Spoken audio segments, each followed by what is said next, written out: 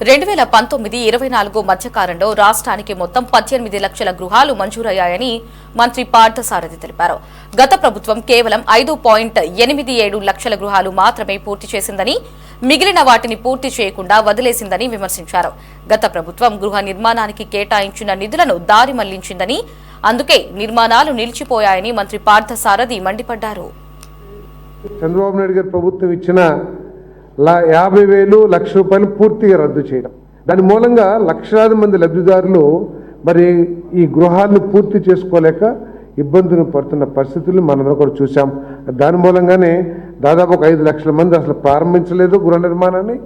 అదేవిధంగా ఒక 6 లక్షలు వివిధ దశల్లో ఉన్నాయి, 7 లక్షల దాకా వివిధ దశల్లో ఉన్నాయి. నిర్మాణం అసంపూర్తిగా ఉండి వాళ్ళు పూర్తి చేసుకోలేని పరిస్థితుల్లో ఉన్నారు. అంటే ఆర్థిక సమస్యల మూలంగా ఇంకా అనేక కారణాలతో ఈ నిర్మాణాన్ని ముందుకు తీసుకెళ్ళిపోతున్నారు.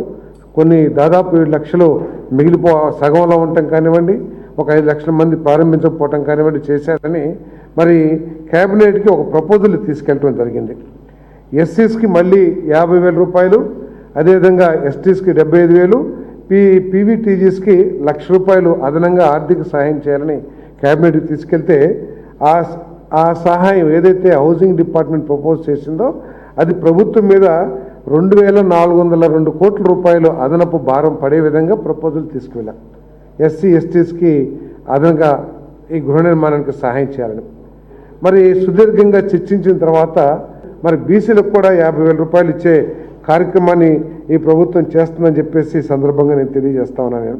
PMAY 1O 2024 డిసెంబర్కి ఈ పథకం పూర్తయింది. కానీ ముఖ్యమంత్రి ఎందుకంటే గత ప్రభుత్వం చేసిన అనేక ఈ గృహ నిర్మాణంలో అనేక అవకతవకలు కానివ్వండి, లేకపోతే విధాన లోపం కానివ్వండి, లేకపోతే ఫండ్స్ డైవర్షన్ కానివ్వండి, అనేక కారణాలతో మిగిలిపోయినాయి. చాలామంది లబ్ధిదారులు నష్టపోతారు, సగంలో కట్టుకున్నారు. మళ్ళీ కొత్తగా వచ్చే స్కీమ్లో పాత వాళ్ళకి ఇవ్వననే ఒక నిబంధన పెడుతున్నారు. వీళ్ళందరూ కూడా ఇబ్బందులు పడతారు. దాదాపు 10-12 లక్షల మంది ఇబ్బంది పడతారు. దయచేసి దీన్ని పొడిగించమని చెప్పేసి ముఖ్యమంత్రి గారి కోరిక మేరకు ఈ PMAY 1O ఏదైతే ఉందో మార్చి 2026 వరకు పొడిగించడం జరిగింది. దయచేసి ఏదైతే మధ్యలో ఉన్నాయో త్వరితగతిన పూర్తి చేయండి. మళ్ళీ ఇంకొకసారి దీనికి పొడిగింపు రాదు అనేది స్పష్టంగా తెలియవస్తూ ఉంది.